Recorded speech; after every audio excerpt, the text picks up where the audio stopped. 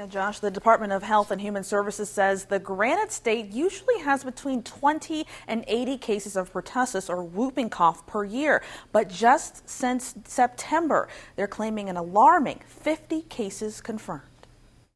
It's more than you would expect during a 2-month period, so we're investigating the schools that are involved. Health and Human Services says it's actively tracking a spike in the bacterial infection known as pertussis or whooping cough. Doctors say it's highly contagious and produces uncontrollable coughing.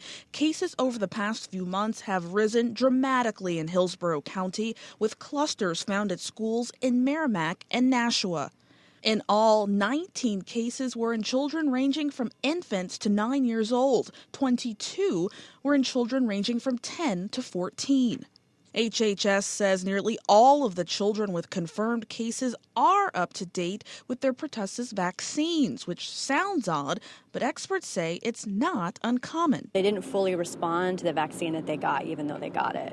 We're pretty sure, since our vaccination rates are very good in New Hampshire, that we'd be seeing a lot more disease if the kids weren't vaccinated. Pertussis can mirror the symptoms of the traditional cough or cold, but doctors say seeking treatment as soon as you notice symptoms can minimize the effects of the infection. If you have a cough that's been going on for a couple weeks or longer, and especially if you've been linked or have exposure to someone who may have had pertussis, it's a good idea to talk to your doctor about testing.